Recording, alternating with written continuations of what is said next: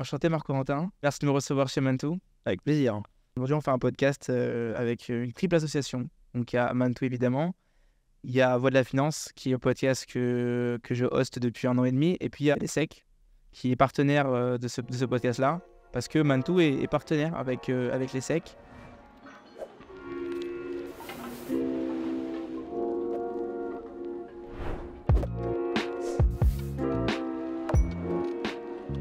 Juste avant de commencer et te poser les premières questions, pour te présenter, Marc-Corentin, exécutif vice-président sur la partie finance. Je ne me trompe pas. Une première partie, on va parler de Mantou. Et puis une seconde partie, on va parler de toi.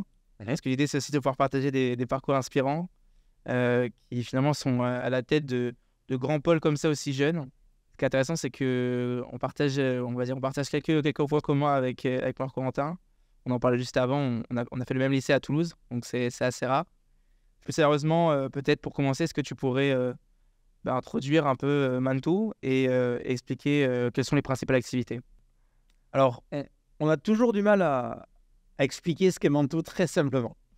C'est un peu notre problématique parce qu'aujourd'hui, c'est 4 practices. Mantou, c'est 10 marques différentes. On a un groupe indépendant et international de conseils et de services aux entreprises.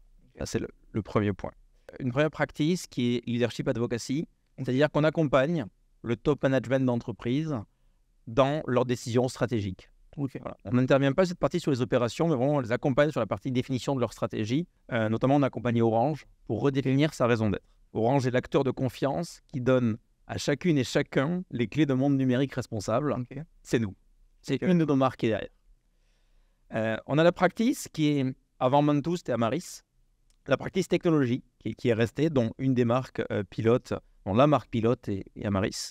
Et là, on est vraiment sur la partie technologie, ce qui parlera aux gens qui nous écouteront, le dashboard du Covid, permettant de suivre l'évolution de qu'est-ce qui se passe, combien il y a de cas. C'est le genre de choses qu'on sait faire, qu'on met en place sur une base technologique, la partie analyse data, et comment est-ce qu'on retranscrit ça sur quelque chose qui peut être, on va dire, montré au public. Donc, je retiens que toute la France a utilisé Mantou pendant... du monde, a priori, et pas que la France. Hein. Ouais, Troisième practice qui est Digital Marketing and Experience, où là, on va aller sur un champ complètement différent. On a été un des rares studios dans le monde pendant 2 ans à avoir le casque Apple Vision Pro, pour qu'on soit capable de développer dessus, par exemple. Réalité virtuelle, réalité augmentée, métaverse. Je pense qu'on va entendre beaucoup reparler dans les mois/années qui arrivent. Okay. L'IA a pris un gros pas sur la situation actuelle, et on va voir que l'IA va permettre de décupler ce qui se passe dans le métaverse. Okay. Qu'en réalité, les marques vont revenir sur de gros investissements dans le métaverse. Lancer un jeu d'Emeter en partenariat avec Meta. Voilà. C'est notre studio qui effectivement qui co-crée le jeu. Donc ça, c'est le genre d'activité, d'expérience qu'on sait faire. Et la dernière practice, qui est Total Talent Management, nous permet pour le coup de répondre là-dessus aux évolutions rapides du monde du travail. On crée des passerelles entre les différents modes de collaboration, que ce soit le salariat, l'entrepreneuriat, le freelancing ou encore le portage salarial. En fait, on est capable, demain, la guerre aujourd'hui, c'est les talents. Via cette practice-là, on est capable demain de répondre sur des profils, mais aussi sur ce que je vais appeler du mode de salariat. C'est-à-dire que si demain, tu as toi un super monteur pour tes podcasts, en revanche, je te dis, ah non, mais moi, je veux pas être salarié 10 heures par semaine, mais je veux être en freelance. Au lieu de t'embêter à aller gérer un contrat freelance, on a une plateforme qui s'occupe de ça. Donc, demain, je délègue mon travail à... Demain, tu lui dis, tu t'inscris sur Little Big Connection et ça gérera effectivement notre relation. De la même manière, tu t'inscris demain sur Portalia parce que tu préfères être en portage salarial, qui est une spécificité presque franco-française qui existe aussi en Suisse, qui est entre le CDI et le freelance, on va dire, au milieu. Tu t'inscris sur Portalia et tu pourrais être en portage salarial pour moi. D'accord. Donc ça, c'est les 4 practices qui font qu'aujourd'hui, on est capable d'accompagner nos clients, ce qu'on appelle à 360 ans. Voilà. Et c'est ça qui est important pour nous, c'est comment est-ce qu'on accompagne nos clients. Et on se rend compte que ces 4 practices rentrent complètement dans notre ADN quelque part, qui est accompagner notre client globalement. Depuis 17 ans, parce que le groupe a été fondé en 2007 à Genève. Exactement. On a passé notre temps à créer des complémentarités entre nos marques pour faire en sorte qu'on accompagne globalement nos clients jusqu'à certains clients chez qui on déploie les 4 practices et de 10 marques. super intéressant parce qu'il y a cette complémentarité, mais en plus, ça peut être une des practices, peut être une porte d'entrée pour finalement ensuite offrir en fait ces trois autres. Ouais, c'est pile rapport, ça. Exactement. Non, comment est-ce qu'on rentre avec une marque et on en déploie une autre, mais on déploie une autre qui fait sens en fait. Soit par complémentarité, soit parce que demain, une marque lambda, on va l'accompagner sur son intranet, son extranet, la digitalisation, on va dire, plus avancée de son site web. Ouais. Mais on est capable aussi d'accompagner les dirigeants sur un positionnement, sur du media training. Ok. C'est intéressant que tu parles de ces différentes practices. Est-ce qu'elles ont eu, elles ont vu le jour en même temps? Et du coup, c'est peut-être une occasion de revenir en fait sur les différents axes de développement de Mantoux à travers ces 17 dernières années. Parce que finalement, 17 ans, c'est beaucoup, mais en même temps, c'est très peu. Tout n'est pas né d'un seul bloc. Ça s'est fait complètement progressivement. En 2007, à Genève, donc sous l'impulsion d'Olivier Bourran, notre fondateur et actuel CEO, il y a le lancement d'Amaris Consulting. À l'époque, on accompagne notre premier client en Suisse, d'ailleurs une grande banque internationale, et notre siège y est, pour le coup, naturellement resté. Dès le début, on a enregistré une croissance assez forte, ce qui nous a permis de développer assez rapidement. Pour le coup. Un des premiers achats qu'on fait, par exemple, c'est Thales en Autriche. Ça nous permet d'aller adresser sur l'Europe des Balkans une dizaine de pays d'un coup. Donc ça nous permet d'avoir la Suisse en premier, la France, l'Italie, et de commencer effectivement à scaler directement sur une dizaine de pays d'un coup, parce qu'au final, c'est que nous, on crée un groupe à la base qui se veut international. Voilà, c'est ce qui se passe. Donc le but, c'est qu'on accompagne nos clients à l'international et que nous, forcément aussi, on soit à l'international. Mais donc finalement, c'est ça le but de la croissance externe. C'est vraiment, les acquisitions là, de filiales, ça permet en fait de se déployer beaucoup plus rapidement que en fait, les concurrents. On n'est pas un groupe issu de la croissance externe. On n'est pas du tout un build-up. La croissance du groupe sur les 17 dernières années, c'est 96% organique. Tout ce qu'on développe, des 800 000 euros de chiffre d'affaires de l'année 1 en 2007, à notre target au milliard, 55% de croissance annuelle moyenne, c'est 96% organique. Voilà. Donc, les rachats qu'on a faits, là, dans ce cas-là, par exemple, nous ont permis, pour d'autres raisons, de récupérer une filiale en difficulté à cette époque-là de Thales, et de l'intégrer chez nous avec nos coûts de structure, avec nos méthodes de gestion de l'international, pour en faire une filiale rentable, en fait, qui trouve sa place chez nous, et qui trouve sa place chez nous pour deux raisons. D'une, parce qu'on la structure en faisant une filiale rentable, et de deux, parce que vraiment, on a cette volonté dès le début d'être international. Je pense que c'est la grosse différence quand on regarde, et pas forcément que les sociétés de conseil, les sociétés de manière générale, elles n'ont pas... Souvent, l'international, c'est une conséquence. On a un positionnement, on est en France, on rêve de l'Allemagne, on rêve du UK, on rêve des US, et on y va. Nous, dès le début, la force, pour le coup, qu'il y a eu, c'est de recruter les bonnes personnes pour les mettre au bon endroit. Et c'est la raison d'être, en fait. En tout cas, ça a été le moteur pendant, pour le coup, des années. C'est encore un moteur très fort aujourd'hui. C'est comment est-ce qu'on recrute les bonnes personnes. En 2019, on renomme cette espèce de groupe ou de nébuleuse Amaris en Mantoux pour avoir un nom pour la holding. Et de là se posent les questions avec les différentes marques qu'on a lancées, qu'on a pu acquérir. Effectivement, comment est-ce qu'on explique à l'extérieur la cohésion de tout ça? Tu racontes finalement la genèse, tu parles aussi de cette évolution très rapide, parce que passer de 800 000 à potentiel milliard de chiffre d'affaires, en 17 ans, ça se voit très peu. Et c'est un marché il n'y avait pas personne dans ce marché-là. Il y avait des concurrents. Et ce qui est intéressant en faisant mes recherches, c'est que j'avais quelques témoignages d'anciens employés. Et il y avait ce témoignage-là qui m'a marqué. C'est qu'en fait, Mantoux prenait des projets. Et là, je cite Accenture, ne regardez même pas le projet, tellement le projet était risqué, était jugé risqué. Et donc, ce qui est intéressant, c'est est-ce que Mantoux, c'est quoi? C'est un pari osé comme ça? Ou au contraire, c'est une approche du risque qui est différente, qui fait qu'en fait, in fine, c'est pas si risqué que ça? Si vous voulez prendre des risques, on fait rentrer, il n'y a qu'à regarder les valorisations sur une place comme Paris il y a encore pas longtemps. Ça a un peu changé depuis les 2-3 dernières années. Covid aidant également. Et je ne crois pas qu'on prenne des risques. Si on prend des risques, demain on fait rentrer un fonds, on crame plein d'argent. Et là on prendra des risques parce qu'un jour on va se réveiller et en réalité, l'argent aura été dépensé, mais ce qui aura été généré comme valeur sera inférieur à si on était autofinancé. Aujourd'hui, c'est notre argent. On a une centaine d'actionnaires personnes physiques.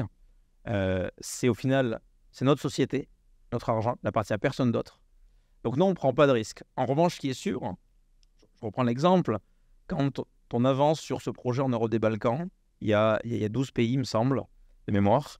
C'est pas qu'on prend plus de risques que les autres, c'est juste qu'on a une gestion du people, des PNL et des gens qui est complètement différente. Et qui fait que là où c'est lourd pour certaines entreprises, pour nous, c'est facile à gérer.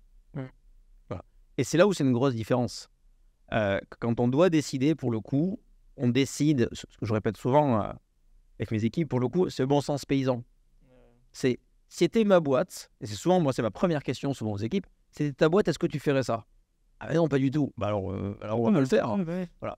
Et nous, on essaye, malgré le fait qu'on soit en 2005, on essaye vraiment de garder ça dans l'état d'esprit. Souvent, ce que je rappelle, et quand je vois des gens en entretien, on ne cherche pas forcément des entrepreneurs, en tout cas, on cherche des intrapreneurs. C'est l'entrepreneur, celui qui a pris le risque, qui a mis son argent sur la table. Dans le cas de l'intrapreneur, c'est différent, il participe à une aventure. En revanche, on attend de lui qu'il décide exactement de la même manière. C'est très moderne, entrepreneur, parce que moi, c'est un terme que j'entendais beaucoup dans les podcasts de boîtes américaines, qui sont souvent décrites comme avant-gardistes, etc. Et on en parle encore aujourd'hui. Et le terme entrepreneur, c'est vraiment, aujourd'hui, c'est un mot qui existe très peu en Europe. Donc, c'est super intéressant que tu le mettes en avant. C'est cette liberté-là au sein même d'une entreprise, en fait, de pouvoir mener des projets personnels, enfin, en tout cas, des projets qui sont en lien avec l'entreprise, et les porter. Et en fait, du coup, avoir cette responsabilité-là et de ne pas être... J'en parlais avec Ludovic qui travaille ici. On n'est pas un numéro, en fait. Ce qu'on essaye encore de pousser au quotidien, c'est comment est-ce qu'on pousse nos équipes à nous proposer des choses innovantes qui sortent des cases. Et tu parles aussi, là, je veux revenir sur un terme que tu as utilisé qui, en fait, aussi fait que Mantoux est singulière, c'est le fait qu'elle soit autofinancée. On a parlé comme c'était évident, mais aujourd'hui... comme tu dis, ça pourrait être la simplicité de faire entrer un fonds, injecter 700 millions d'euros et dire bon, c'est bon, on est bien. Pourquoi est-ce qu'il y a cette volonté-là de ne pas faire entrer, même un petit fonds peut-être, mais il peut avoir des conséquences positives à ça. Pourquoi est-ce qu'il y a cette envie-là de vraiment dire ok, on va s'autofinancer? Le problème, c'est qu'il y a toujours des contreparties. Aujourd'hui, prends un exemple clair, quand on lance le Brésil, c'est Geoffrey, si tu nous écoutes plus tard, je le salue, c'est 10 mètres carrés, un laptop, une connexion Internet. Une personne. Et on lance le Brésil il y a 3 ans. Lui sur la plage? Non, c'est pas tellement le thème à ce moment-là. Donc c'est ça qui se passe en fait. C'est-à-dire que quand on compare, quand on voit ce qui se passe à l'extérieur, des entreprises pas forcément concurrentes mais qui volent à l'international, elles prennent 200 mètres carrés de bureau, une assistante HR, une assistante en finance, une executive assistant, la gestion du payroll. Donc en fait, forcément, l'ambition n'est pas la même. Pas parce qu'on ne veut pas présenter des beaux bureaux, parce qu'un patron dans 10 mètres carrés, il va faire en sorte que ça grossisse. Voilà. Et c'est là où on a une approche qui est complètement différente et qui est, je reviens sur l'approche, bon sens paysan. On n'envoie pas 100 millions d'euros à l'extérieur. Et en fait, quand on lance le Brésil, quand on lance la Colombie, on ne fait pas d'études de marché. On a des clients et des concurrents. Pourquoi tu veux faire une étude de marché? C'est ça, en fait, mettez les pieds, quoi. La différence. On fait avec ce qu'on peut et avec ce qu'on a en fait. Donc c'est un patron qui part ou un futur patron qui part, ou des clients qui effectivement peuvent nous attendre sur place parce que eux en revanche on les accompagne, et des concurrents qui sont déjà là. Bon, on a tout ce qu'il faut pour y aller. Exactement. Vous êtes des preuves. Sur son trait, j'ai l'impression que ça marche plutôt bien. On a parlé d'une croissance moyenne de 55. 55%. Pour finir sur la partie fonds, ce qui est intéressant quand je parlais de contrepartie, c'est que demain, un fonds, il n'a aucun intérêt à ce qu'on lance le Brésil.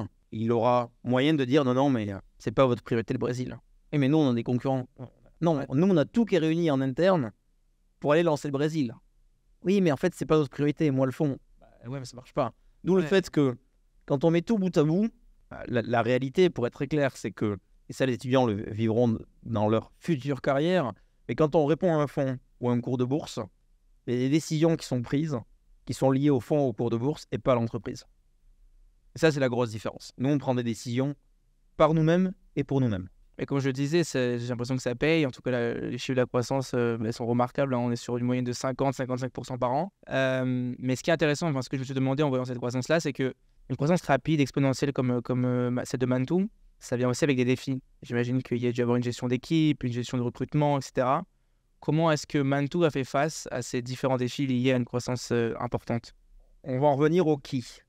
C'est de qui tu t'entoures et qui est-ce que tu embauches. J'ai un DRH qui m'avait dit il y a quelques années, la seule chose qui est permanente, c'est le changement. Je crois que c'est vrai en fait. Et je crois que c'est encore plus vrai aujourd'hui parce qu'on voit que le monde qui nous entoure, pas mal d'articles de Harvard Business Review il n'y a pas longtemps, sur l'incertitude qui devient une norme en fait. Et c'est exactement ça dans lequel on est. C'est-à-dire que si de base, tu es confort avec l'incertitude, ce qui peut se passer demain, c'est comme un surfeur sur une vague, c'est du surf sur la vague en fait. Si tu embauches autour de toi des gens qui viennent uniquement d'entreprises de 20 ou 50 000 personnes et qui recherchent en principe par essence le process auquel se raccrocher, c'est pas nous en fait. On n'a pas passé 17 ans à écrire des process, on a passé 17 ans à faire du business. Donc forcément, oui, il y a des process qui sont manquants, mais ça fait partie du jeu en fait, et ça fait partie du défi qu'on lève qui est notre job, c'est accompagner nos clients. Donc forcément, par rapport à ça, oui, il y a des choix de people, donc des gens qui t'entourent. Il y a des choix de logiciels, il y a des choix de faire avec les moyens du bord, parce que tu n'as pas des finances illimitées, et qui font que notre job vraiment au quotidien, c'est accompagner nos clients. Je prenais un graphe encore hier, tu es sur un référencement, on n'a pas une équipe légale qui est plus grosse que le groupe. Il y a énormément d'entreprises maintenant où les équipes légales et la somme des avocats font un nombre de personnes où en fait le seul job de la boîte, c'est se défendre ou vendre des contrats. Non, nous on fait du business, on accompagne nos clients, on accompagne le succès de nos clients et on fait en sorte d'avoir une rentabilité que je qualifie vraiment de durable. Alors durable, sustainable, c'est des mots qui reviennent à la mode en ce moment, mais outre l'effet, on va dire, greenwashing qu'il peut y avoir à plein d'endroits ou habillé, nous c'est vraiment le comment, et quand on est maître chez soi, c'est le seul sujet qui persiste à la fin, c'est comment est-ce que tu fais en sorte que ton entreprise, que ce que tu fais soit durable. Comment est-ce que tu fais pour être là dans 10 ans, dans 20 ans, dans 100 ans? Comment est-ce que tu fais pour que ce que tu fais vraiment au quotidien ait une valeur dans le futur? Et tu parles de 10, 15, 20 ans. Tu parles en même temps, ces 10, 15, 20 ans, tout le monde va faire face à des incertitudes, à des changements. Mais malgré ça, est-ce que Mantoux a une vision? Ou est-ce que tu vois Mantoux dans 5, 10, 15 ans? C'est quoi les objectifs? On va continuer, on a commencé, ça c'est sûr. La question, c'est de quoi vont avoir besoin nos clients. Et c'est ça qu'il va falloir qu'on adresse. Et ça qu'il va falloir qu'on adresse avec les bonnes personnes qui nous entourent et avec les différents business. Pour le coup, chanceux celui qui sera expliqué quel métier on fera. Hein. Prendre des marques comme Samsung qui ont changé 36 fois de business model avant d'arriver à vendre des télés ou des ordinateurs. Le métier qu'on fera demain, métier de conseil, oui. D'ailleurs, Mantoux n'a pas précisé, mais en sanskrit, ça signifie le conseiller. Donc c'est aussi une idée derrière. Alors, ceux qui taperont sur Google trouveront un plat afghan aussi, mais à la base, on veut même si on revient, non, on fait pas de cuisine d'Afghanistan. Mais à la base, si on revient, c'est comment est-ce qu'on conseille nos clients, comment est-ce qu'on les accompagne. On a une jambe droite, une jambe gauche, quelques bras. L'image que je prendrais, c'est Shiva. Quelque part, comment est-ce qu'on peut avoir autant de bras possible tant que ces bras nous permettent de rentrer soit dans une des pratiques existantes, soit peut-être que demain on aura d'autres pratiques, peut-être que demain on aura d'autres marques, mais avec un fondamental, pour le coup, clair, c'est accompagner nos clients. Je voulais, dans cette partie-là, aborder un peu un angle autour du conseil, parce que voilà, Mantoux est une entreprise dans le monde du conseil. Je viens de répondre un peu à travers les différentes questions. Hein, comment est-ce que Mantoux, finalement, est singulière à travers les différentes entreprises qui existent. Mais peut-être pour que les étudiants de l'ESSEC ou même les étudiants qui nous écoutent comprennent mieux, comment est-ce que Mantoux se distingue dans un marché qui, de l'extérieur en tout cas, hein, donc étudiants, a l'air saturé, à maturité avec toutes les Big Four. On parle de PwC, on parle de Deloitte, on parle de tout ça, on parle de plein de boîtes de conseils, et il y a des nouvelles à la mode, et des nouvelles à la mode aussi qui arrivent, mais il y a le Big Four. Comment est-ce qu'aujourd'hui, qu'est-ce qu'on dit à un étudiant par rapport à ça? C'est marrant, je croisais un stagiaire il n'y avait pas longtemps chez nous. J'aurais passé presque 2 ans chez EY, dans un rythme effréné, mais au final, j'ai mis presque 2 ans pour me dire que je cherchais autre chose. Le jour où je démissionne, mon partenaire me dit « C'est con, Cotmanias, on trouvait que tu commençais à rentrer dans le moule. » Et c'est justement pour ça que je m'en vais. Voilà. Fin de la discussion, entretien de démission terminé, et 3 semaines après, je sais pas. J'ai eu, autre anecdote liée à ça, j'ai eu un désaccord avec un prof d'éthique, école de commerce, qui disait non, à la fin, les gens auront toujours faim.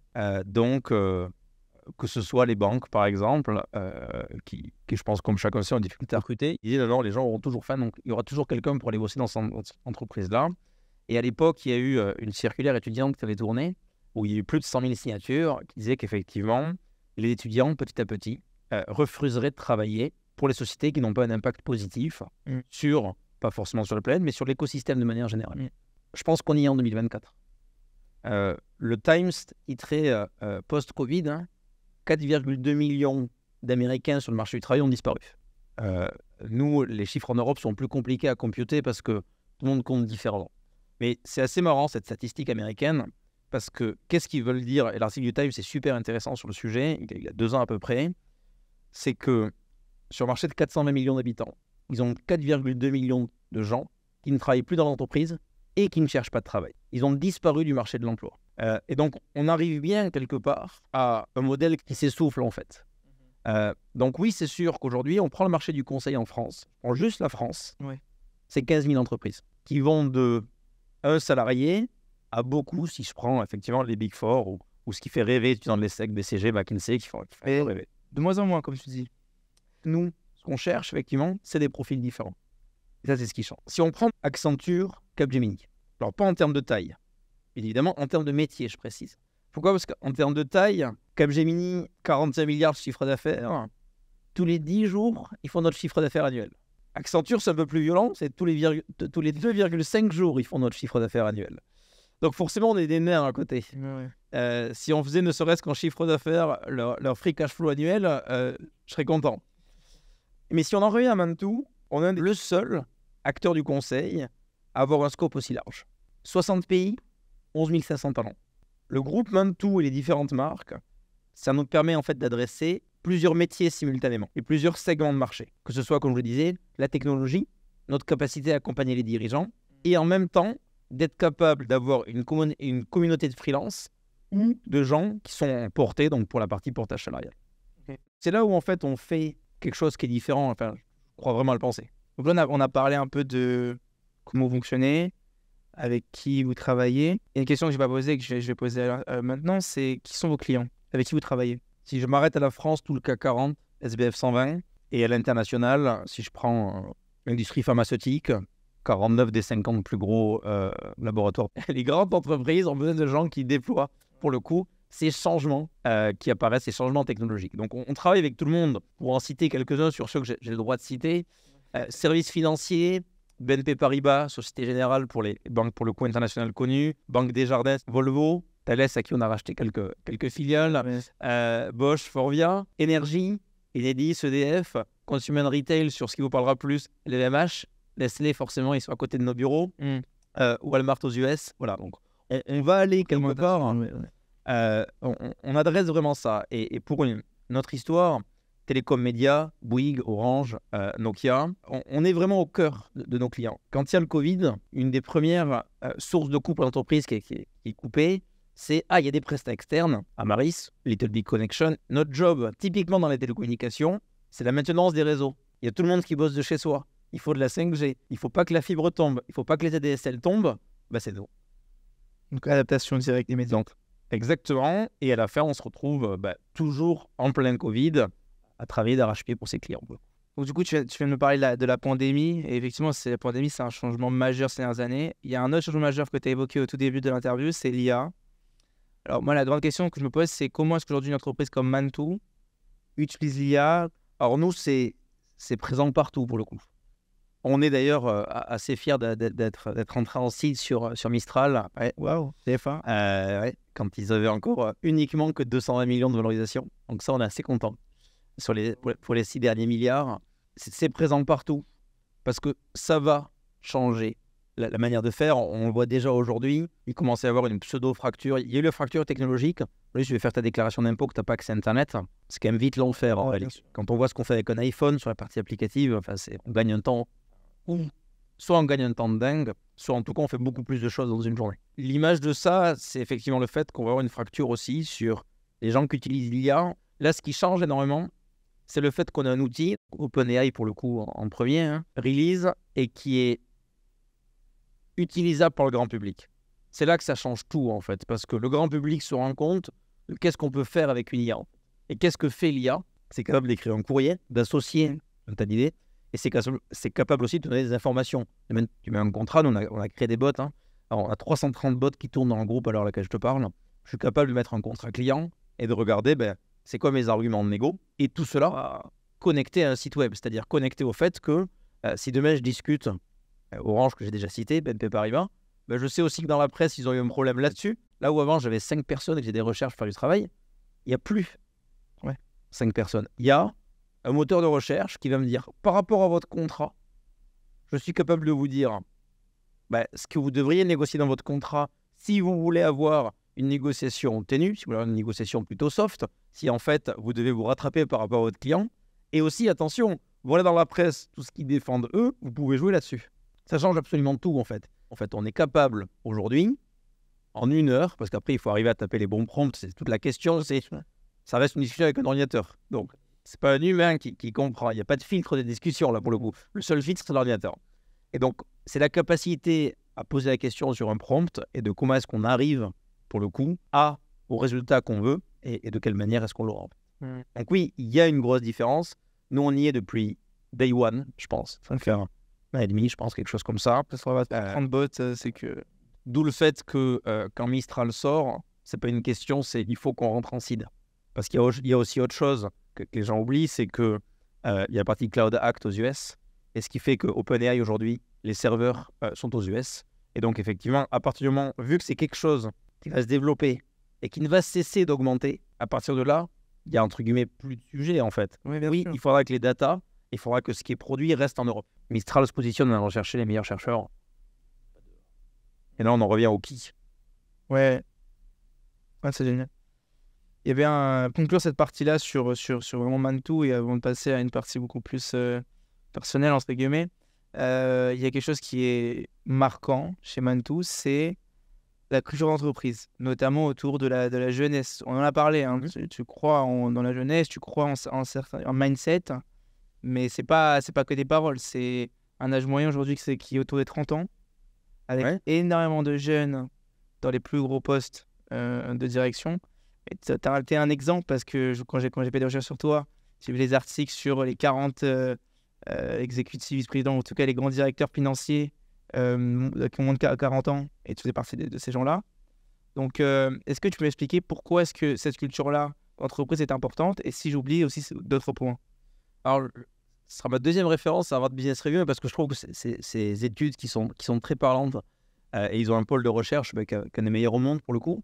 Il y a une étude qui a été publiée il y a quelques années qui montre que de manière générale, dans les grandes entreprises, si on donnait aux gens la capacité de décider, donc à des gens qui ne décident pas dans les grandes entreprises, dans 90% des cas, ils prendraient la bonne décision. Donc c'est super intéressant en fait quand on réfléchit à ça, quand on réfléchit avec ce prisme-là. Et donc quand là-dessus, on ajoute la culture d'entreprise pour le coup, qui est que si c'était ton argent, si c'était ta boîte, est-ce que tu prendrais la même décision? Et qu'on arrive à faire perler ça à plein endroit dans l'organisation, je peux dire que ça marche à tous les coups et qu'on se retrouve avec une entreprise autogérée. D'ailleurs, j'y crois pas parce qu'il faut toujours quelqu'un qui décide à la fin. Mais en revanche, ça nous permet d'aller beaucoup plus vite sur les process de décision. Quand on fait des points hebdomadaires, je vois souvent cet exemple, et je le prends en formation chez nous aussi. Il n'y a pas de point mensuel chez nous. Il y a un point hebdomadaire. Il y a une grosse différence à ça. Oui, mais j'avance sur ce projet, on se parle dans 3 semaines. Ah non, on se parle la semaine prochaine. Parce que je veux voir où en est l'avancement. Ça change quoi? Ça change une chose qui est majeure. C'est que si on pilote une boîte en mensuel, c'est grosso modo 10 décisions par an. Ok. Si on enlève les mois de congé, en août, il ne se passe rien, et en décembre, janvier, on ne sait pas trop. Donc ça fait 10 décisions par an. Et s'il y en a un qui est malade, en plus, on tombe à 9 ou 8. Si on décide en hebdomadaire, c'est 44 décisions par an. Donc en 44 décisions par an, s'il y a une déviation entre le point A et le point B, en fait, c'est la somme. Ouais, mais après, on n'a pas de temps. Et il faut laisser les gens avancer sur le point. Mais c'est la somme des points, la distance la plus courte entre point A et point B, c'est la ligne droite. Hein. Mais cette ligne droite, elle peut dévier, en fait. Et elle peut se transformer en sinusoïdale. Donc, si tu fais un point après un mois, et s'il est complètement hors sujet d'une semaine, ça se redresse. Le petit point, tu le recales pour la fois d'après, ça marche. S'il est hors sujet pendant un mois, et qu'on part du principe qu'il y a 10 décisions dans l'année, il te reste que 9 points d'étape, en fait, pour corriger ton sujet. Quand il t'en reste 41 points d'étape, tu as beaucoup plus de chances d'arriver au point B avec beaucoup moins d'efforts. Et ça, c'est la différence. On n'embauche pas un niveau d'âge sur un job. On cherche des gens qui sont compétents, qui ont une expérience, par moment des parcours différents, qui ont pu être amenés. Je prends la direction financière au hasard que j'ai bien connue parce que j'ai fait le job pendant un peu plus de 10 ans, dont je m'éloigne petit à petit, mais on va vraiment chercher, pour le coup, on peut très bien avoir quelqu'un qui a 23 ans, qui s'est retrouvé en start-up, confronté à un CFO de 42 ans. Et il a été son stagiaire ou son VIE, par exemple, pendant 6 mois ou pendant une année de césure. Donc, on a quelqu'un qui a vécu ça. Nous, on va aller chercher ces profils-là, ces profils qui ont vécu des aventures uniques pour le coup, ou différentes en tout cas, et qu'on va être amené à mettre en face de mêmes responsabilités chez nous, ou en tout cas de les tester sur plein de cas et de voir comment les gens réagissent et les gens se comportent. Je crois vraiment à quelque chose que m'avait dit pour le coup personnellement Olivier Bouran, et tant que tu te poses des questions, ça va le faire. Et je pense que c'est là, et nous on le voit par moments, de prendre des gens très expérimentés qui vont t'expliquer directement « Non mais ça se fait comme ça ». Bah, pas forcément en fait. Et c'est là où il y a un paradigme qui est complètement différent. C'est que non, il n'y a plus forcément d'ordre établi.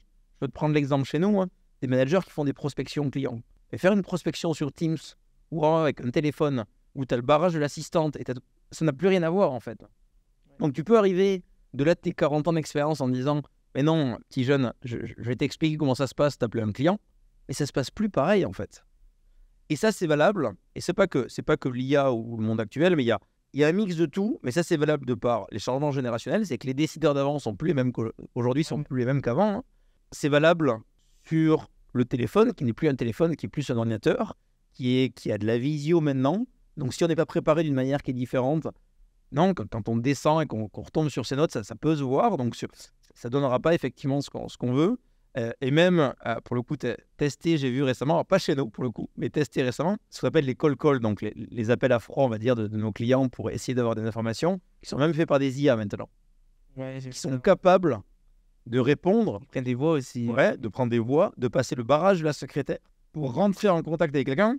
Ah, ils ont un petit problème de lag, on est sur une demi-seconde, une seconde encore sur ces sujets, donc des fois ça peut faire bizarre, mais j'ai envie de dire, quelqu'un pas tellement préparé à la prospection commerciale peut aussi avoir une seconde de lag. Ouais, c'est vrai. Donc en réalité, non, on n'en est pas loin. Alors, à quoi ressemble le futur? Est-ce que ce sera une IA qui parlera une IA chez nos clients? J'en sais rien en fait. Mais ce qui est sûr, c'est que c'est ça qui arrive. Donc en réalité, si je prends tous ces modus operandi-là, est-ce qu'il faut qu'il y ait une entreprise avec effectivement une pyramide d'âge qui est tirée vers le haut? Est-ce qu'il faut que des jeunes? Non, je pense qu'il faut juste une balance. Mais ce qui est sûr, c'est que oui, on continuera de prendre des gens qui ont de 6 mois à 2 ans d'expérience parce que, et on en parlait par rapport aux marques, on en parlait par rapport aux practices, tu me demandais pour le coup ce que serait le futur de Mantoux, mais je pense que c'est eux qui nous diront ce que c'est le futur de Mantoux. C'est ces gens-là qu'on embauchera qui seront quand même nous dire non mais il faut qu'on se positionne là-dessus, là-dessus et là-dessus parce que c'est là-dessus qu'il faudra être. Et donc en fait, sauf que si ces gens-là, on va chercher demain du haut de mes 36 ans que des gens qui ont entre 30 et 40 ans, en fait, on va rester sur un écosystème qui est le même. Moi, je vois aujourd'hui, j'ai pas TikTok sur mon téléphone. J'ai une intervention à Toulouse Business School, pas plus tard qu'il y a 2 mois. Leur premier commentaire, ils ont passé 10 jours à bosser sur un projet pour nous. Leur premier commentaire, si vous n'êtes pas sur TikTok. Ouais. Mais c'est pas moi qui vais mettre la boîte sur TikTok. Je sais pas comment ça marche. Étude récente, 43% des 18-25 ans aux US, leur moteur de recherche, donc leur première recherche, c'est TikTok. Moi, j'ai même pas l'application sur mon téléphone. Donc, est-ce que c'est moi qui demain dit, mais il y a tel business model, tel client, ce qu'il faut faire? Jamais de la vie, en fait. Ça viendra du dessous. Après, c'est à nous de les accompagner, parce que le but, c'est pas de passer dans tous les sens, mais c'est bien à nous de les accompagner et d'après de pondérer, ce dont on parlait au début, partie risque, par exemple. Se dire, est-ce qu'on y va, est-ce qu'on n'y va pas? Qu'est-ce que ça engendre? Comment ça se passe aux différentes steps de l'organisation au niveau de l'entreprise? Et voilà, mais c'est pas nous qui allons apporter ça. Bon, c'est une bonne manière de conclure cette première partie qui était vraiment focus sur Mantoux.